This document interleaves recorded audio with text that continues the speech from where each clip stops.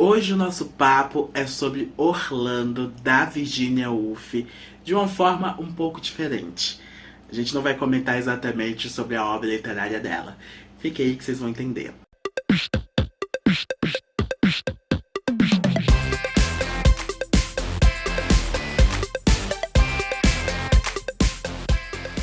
Hey people, Gossip John aqui, esse é meu canal Sincerateca e no vídeo de hoje eu vim conversar com vocês sobre o filme Orlando, Minha Biografia Política.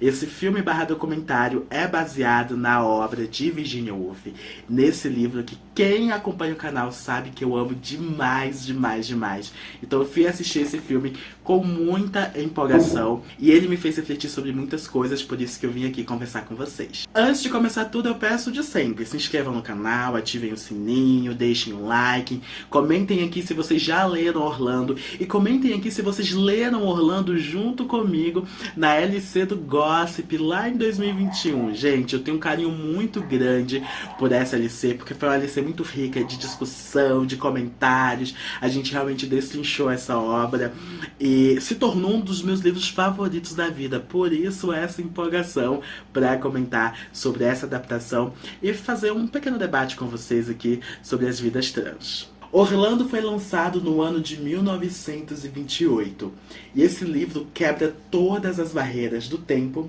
e do gênero, já que o protagonista no início dessa história é um homem, mas um dia acorda mulher.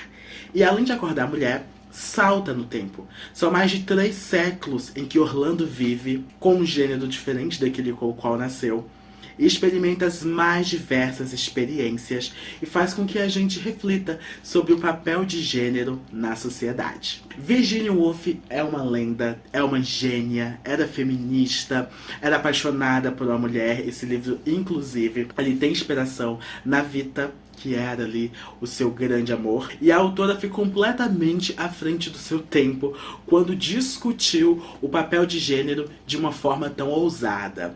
É claro que a transição de gênero que ela trata aqui não é a mesma dos dias atuais. Não que não já acontecesse naquela época, porque a primeira cirurgia de transição de gênero data de 1931, mas aqui a Virginia estava levantando um questionamento um pouco mais feminista mesmo desse papel da mulher. A partir do momento que o protagonista troca o gênero, ele começa a viver experiências e novos desafios e a sociedade exige dele um novo tipo de comportamento, porque da mulher é esperado um modo de agir, de pensar, de falar, de se comportar. E é muito interessante ver um personagem que até ontem era homem tendo que lidar com essas normas sociais. Mas, apesar disso, Orlando é muito interessante para se discutir, sim, gênero do modo que vemos hoje no século XXI, sobre transição de gênero. E é isso que o diretor desse livro traz aqui em Orlando, Minha Biografia Política. Porque aqui nós temos personagens que, na verdade, são pessoas trans na vida real, que nesse filme vão interpretar Orlando. Todos eles se apresentam dessa forma. Olá, meu nome é fulano de tal, e neste filme eu vou interpretar Orlando de Virginia Woolf. É como se fosse um teste pro filme, entende? Então nós vamos ter ali contato com várias pessoas trans que vão se apresentar e que vão interpretar Orlando, mas que na verdade vão contar a própria história. Nós vamos ter esses personagens lendo, recitando alguns trechos do livro, mas logo eles entram na própria vida. Então a gente vai enxergar ali o paralelo. Uma das cenas que eu mais gostei, por exemplo, foi quando 2 personagens estavam se apresentando nesse teste. A maioria dos personagens iniciavam com a fala que eu disse agora há pouco. Meu nome é fulano de tal e eu interpretarei Orlando de Virginia Woolf. Mas nesse momento nós tivemos um se apresentando como Orlando e outro se apresentando como Sasha. Um homem trans, o outro uma pessoa não binária. Orlando e Sasha são um casal aqui nesse livro, ou pelo menos aspiram a ser, né? São lovers, pessoas apaixonadas aqui no livro. E essas 2 pessoas do filme são pessoas que se relacionam. Então a gente vê aqui a construção desse amor, como essas pessoas se encontraram, como foi esse encontro romântico, mas de uma forma figurada, porque estão representando dois personagens do livro. Conseguem entender? Eu achei muito interessante, muito inteligente da parte da direção e criação desse filme, como misturaram ali a ficção e a realidade, porque o filme tá bem mais para um documentário, mas tem sua parte fantasiosa por conta do livro. A gente tem referências à cena do navio, por exemplo, em que Orlando prende a saia ao entrar, e também referência à cena clássica da transformação de Orlando dormindo e acordando como mulher, o que acontece naquele quarto naquela noite antes da transformação. Então, para quem leu o livro, é muito rico, porque você consegue catar ali as referências, mas quem não leu, que foi o caso de um amigo meu que estava junto comigo, também não tem problema, porque você consegue entender o propósito e consegue refletir sobre o que está sendo dito ali, porque é de fato um manifesto sobre essas vidas trans, sobre essas pessoas, sobre os desafios que elas encaram todos os dias. Nós temos em determinado momento ali, inicialmente, a questão da consulta com o psiquiatra. É levantada essa discussão porque essas pessoas precisam ir até um psiquiatra antes de começar a se hormonizar, por exemplo, tem que passar por um médico. A gente tem um pouco do relato de como é viver esse momento. Temos ali um personagem que representa esse psiquiatra, que faz algumas perguntas, e ele encontra um desafio muito grande quando sai da esfera do binarismo.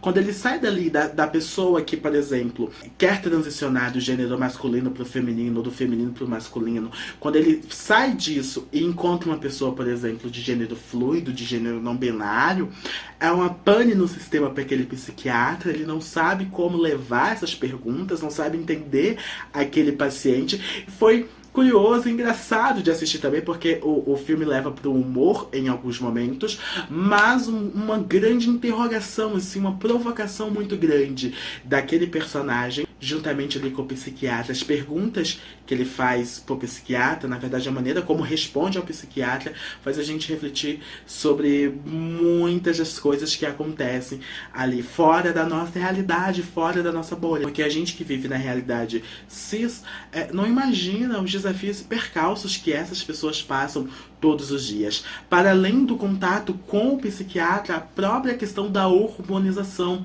como uma pílula, como os hormônios, o controle dos hormônios, essa mudança que os hormônios causam no corpo, significam muito para que essas pessoas se encaixem de alguma forma na sociedade, naquilo que é esperado e visto como normalidade. Então, os padrões de gênero, porque aquela pílula é a pílula mágica, é a pílula que muda tudo. Os hormônios causam uma mudança no corpo, na voz, em tudo. O que eles precisam até conseguir esses hormônios e como esses hormônios validam ali essas pessoas no mundo. Eu achei muito, muito bacana. Tem uma parte até que eles começam a cantar uma música que é uma sátira e ao mesmo tempo um ponto de reflexão. Realmente foi uma das minhas cenas assim favoritas. Além dessas partes que eu acabei de citar, nós temos também uma discussão sobre a documentação, como o Estado, por meio de um instrumento administrativo, consegue tornar toda uma camada da sociedade invisível, porque essas pessoas elas não têm acesso a alguns direitos justamente por não se enquadrarem ali no gênero que tinham quando produziram determinado documento. Então a gente entende o quanto existir de todas as formas possíveis, seja da forma literal, ou seja da forma administrativa para o Estado, através de um documento, como existir é difícil para essas pessoas. Então foi um filme documentário que mexeu muito com a minha sensibilidade. É claro, eu tô aqui no meio LGBT, então eu já tenho uma determinada familiaridade com essas vivências, mas não significa que eu conviva o tempo todo, porque até mesmo dentro da nossa bolha LGBT, as pessoas trans estão um pouco à parte. Essa é uma grande verdade. É claro que eu conheço algumas pessoas trans, tem pessoas que eu acompanhei esse movimento de transição, amigos que eu fiz na internet há muito tempo, que com os anos passaram por todo esse processo. Por exemplo, na escola que eu trabalhava, tinham 2 alunos trans e eu acho que lá eu acompanhei de perto como é difícil essa fase da vida para essas pessoas. No filme também trazem esses momentos de reflexão sobre trans em diferentes idades. E na escola que eu trabalhava eu ficava impressionado, porque desde as discussões básicas que acontecem sobre o uso de banheiro, mas também como vai ser chamado na hora de fazer a chamada do dia, porque tem professor que se recusa a chamar alguém pelo nome social, prefere usar aquele nome lá de registro. E como existia uma certa inflexibilidade das pessoas mesmo, porque é o seguinte, se aquilo não tá totalmente definido, se não passou por um psiquiatra, se não tá na harmonização, se não tocou os documentos, vai ser chamado da seguinte forma, sim. Então existe uma violência muito grande da sociedade, eu percebo, um prazer em dizer para essas pessoas que elas não são o que elas pensam que elas são. Elas precisam se encaixar em determinado padrão. Gente, são coisas do dia a dia que você vai pegando, uma coisa que você vai ouvindo, e eu ficava imaginando, gente, como é ser adolescente e enfrentar algo assim. Porque o desafio da sexualidade já é muito duro. Eu, enquanto pessoa gay, sei como foi difícil pra mim esse momento de autodescoberta e saber que eu não poderia ser completamente livre dentro da minha própria casa, falar sobre isso, que eu não poderia chegar e falar, oi mãe, oi pai, eu sou gay, enfim. Era muito difícil, mas foi algo que eu consegui camuflar e depois adaptar meus pais à minha realidade, apesar de ser uma coisa meio velada, eu nunca falei verbalmente sobre a minha sexualidade, mas meio que não precisa, né, gente? Eu calado, agora com esse cabelo curto, talvez até engane um pouco, mas abrir a boca todo mundo já sabe. Então, assim, não tem como, né? Meus pais sabem, sim, é um assunto mais velado, mas da maneira que eu pude, eu fui impondo o respeito, levantando debates. Quando eu escutava uma fala homofóbica sobre qualquer situação, sei lá, gays na TV, gays em uma novela, se eu escutava algo atravessado, eu já ia lá, dava uma militada. E da minha maneira, eu fui educando meus pais nesse sentido. Mas você imagina você ser um adolescente trans. Como se camufla algo assim? É um sofrimento, gente, inimaginável. Eu não consigo conceber o sofrimento de alguém que passa por todos esses processos de transição ali no fim da adolescência e início da fase adulta. E não que vá facilitar na fase adulta, porque a gente vê como eles são completamente invisíveis na sociedade, como eles são silenciados e apagados. Quantas pessoas trans vocês veem no mundo corporativo normalmente, assistindo ao próprio filme, quando tem uma cena de uma juíza que acaba tomando ali uma decisão, eu parei pra pensar, tá, quantas juízas trans eu conheço? Quantas advogadas trans eu já vi? No meu trabalho tem pessoas trans. Aí eu comecei, sabe quando você começa a mapear e você perceber, gente, onde estão essas pessoas? Mas elas existem. Porque ali, quando eu estava assistindo ao filme, eu fui recepcionado por uma mulher trans, ela que estava organizando lá a sessão no Cine Brasília. Tinham várias pessoas trans, eu percebi um número muito grande de pessoas que viviam aquela realidade e estavam ali prestigiando aquele filme. Então não é como se elas não existissem. Dessa forma, eu terminei essa sessão muito reflexivo sobre isso. Foi realmente um ponto de reflexão muito importante pra mim, e pra despertar mesmo a questão da empatia e de pensar um pouco mais. Como eu acabei de citar, até mesmo na bolha LGBT existe uma certa separação. Tem muita gente que faz parte da bolha e é extremamente preconceituosa nesse sentido. Então, se dentro do nosso próprio meio, que é um meio que é marginalizado, todos nós estamos transgredindo a sociedade de alguma forma. Não importa se a gente está perto da heteronormatividade, daquilo mais próximo do que o pessoal taxa como normal. Nós estamos à parte, todo mundo aqui está quebrando a regra do sistema de alguma maneira, mas mesmo assim, por alguns terem mais aceitação desse meio social do que outros, ainda conseguem olhar de cima a baixo para essas pessoas, e o que é muito triste. Então, se no nosso próprio meio existe esse preconceito, essa repulsa por essas pessoas, vocês imaginam pra fora, para pessoas que vivem uma realidade completamente heteronormativa, completamente binária. Então, para elas, de fato, pessoas trans são corpos completamente estranhos e que de alguma maneira precisam ser combatidas. É muito duro pensar sobre isso, mas essa é a realidade. É por isso que eu quis trazer esse vídeo, para falar um pouco de como foi a minha experiência, dessas reflexões, e de falar sobre empatia, porque às vezes não tá assim do seu lado. Por exemplo, no meu trabalho não tem nenhuma pessoa trans, mas eu tenho, como eu falei, pessoas que eu conheci na internet por conta de livros que são. Eu tenho inscritos aqui no canal, são mais de um, que são pessoas trans.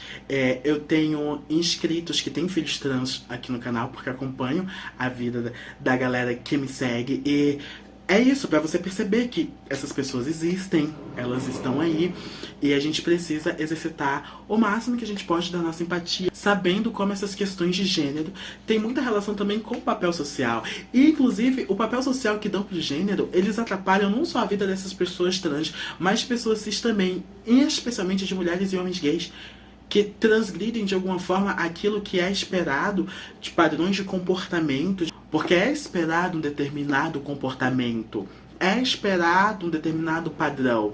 E quando a mulher não age de acordo com aquilo que a sociedade espera, ela é penalizada.